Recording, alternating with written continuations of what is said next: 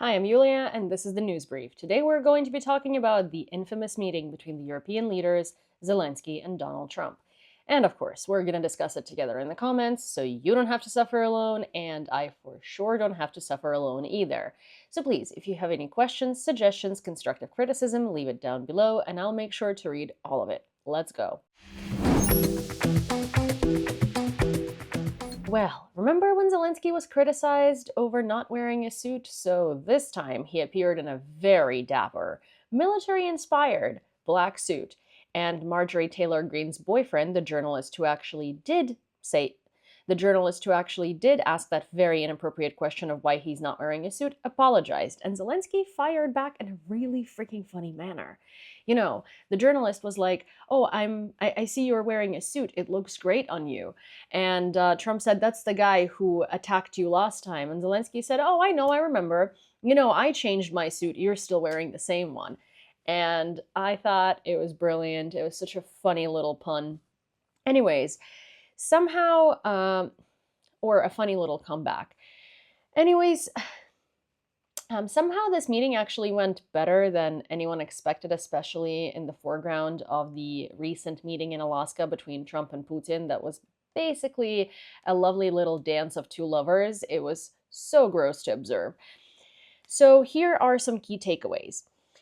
President Trump announced efforts to arrange a direct meeting between Putin and Zelensky, potentially followed by a trilateral summit, including Trump, Putin, and Zelensky.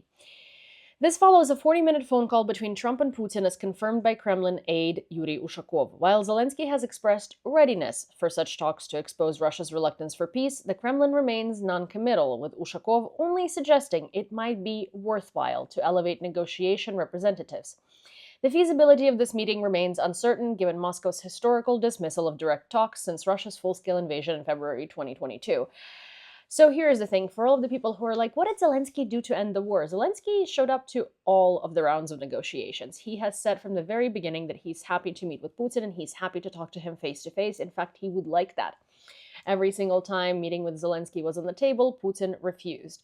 The real truth is, no matter how many trolls love to scream otherwise, is that Putin is scared of Zelensky because, while he can manipulate Trump, he can manipulate other people, he cannot manipulate Zelensky, and he knows that. So there is no point for him to meet with Zelensky because he's not going to be able to manipulate him into giving him what he wants. Which is why this meeting has always been off the table for Putin, because it brings him absolutely nothing. It gives him zero ability to mold, influence, and manipulate the situation. Now, there are some bad news as well, because there are now some varying views on the ceasefire. Trump shifted away from prioritizing an immediate ceasefire, a stance he had previously emphasized, stating in the Oval Office that he didn't think a ceasefire was necessary and that negotiations could proceed without one.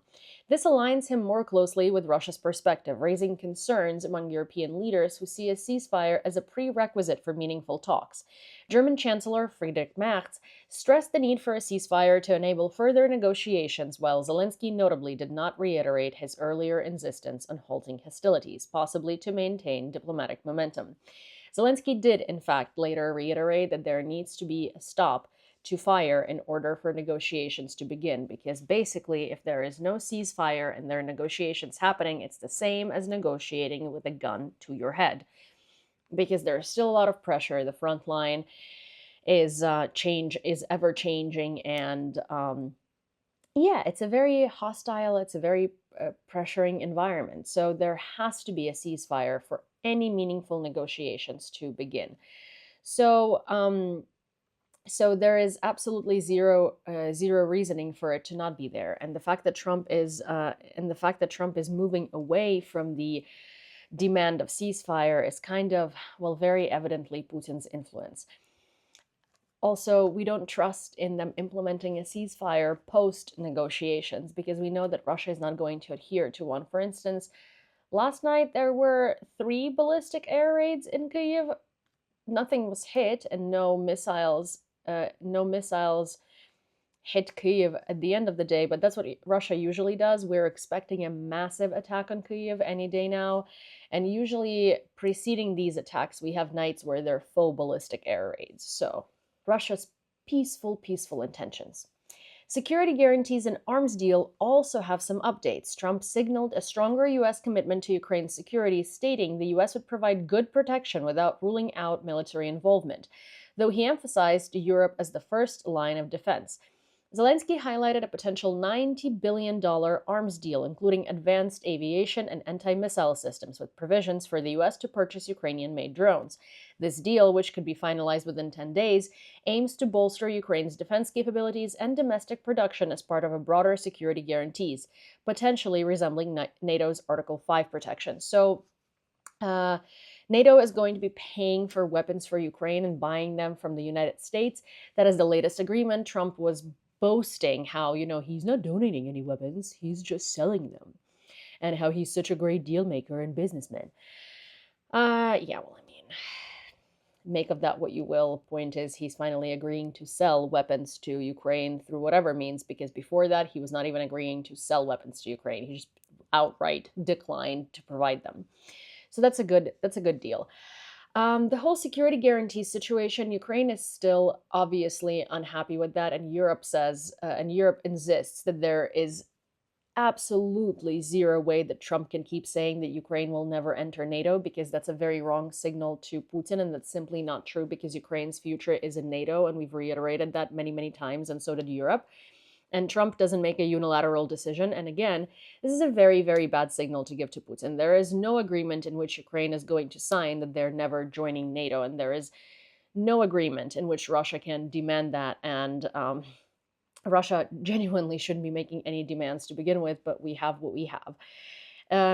NATO's Article 5, if it's a security memorandum, if it's a security agreement, if it's a security guarantee, all I have to say to you is that the Budapest Memorandum was a security guarantee, and look where that brought us. We're not buying that again. But also, in general, the meeting at the White House went a lot better than it did last time.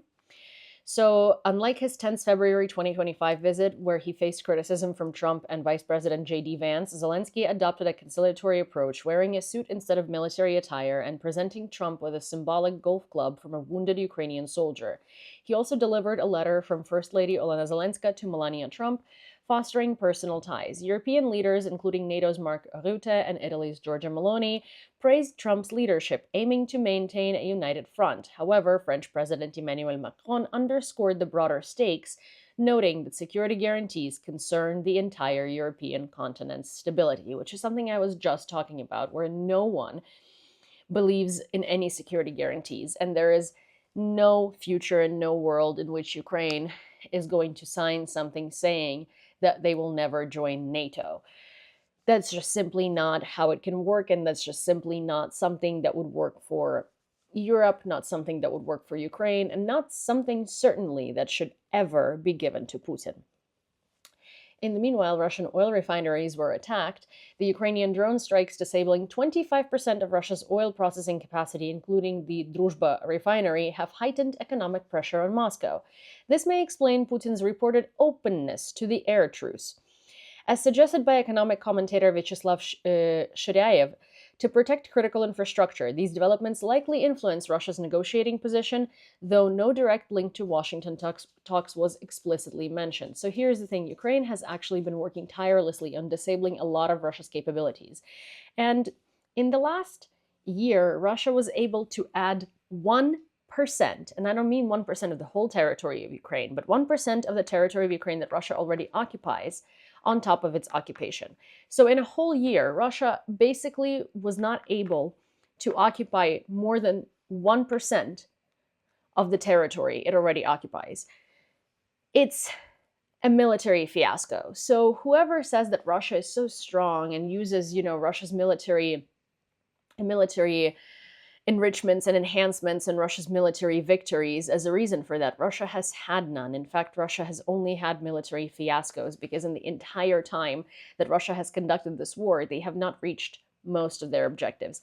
And them trying to negotiate territories of Ukraine that they don't even occupy, stating that way they're going to promise to not occupy Kyiv and the rest of Ukraine, is they have no capability. And again, while you don't see that at the front, Ukraine has been working tirelessly and making major progress in on the sidelines.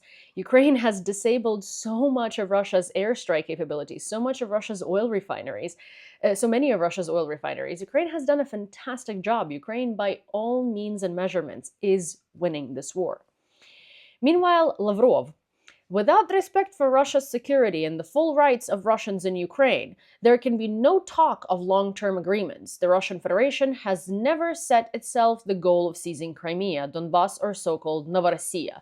The main task was to protect the Russian people, the same Russian people they're killing. What Russia demands is they're demanding for Russian to become an official language in Ukraine, as they always did, and for the Russian Orthodox Church to return to Ukraine, which it's basically is its spy agency. Again, Putin is never going to meet with Zelensky. Russia is never going to agree to a ceasefire because all of their demands are ridiculous, and they're meant to be ridiculous and gaslighting, specifically so that Ukraine doesn't accept them because they're ludicrous, and then they can blame Ukraine. And that has never changed. And that's why this entire Alaska summit was a major fiasco. And that's all I have for you for today. Thank you for listening, and I really hope you enjoyed this news brief. And if you did, please don't forget to subscribe to this channel, turn on all of your notifications. Of course, send this video to a friend, share it, give it a like, and tell me what you think in the comments down below. See you next time.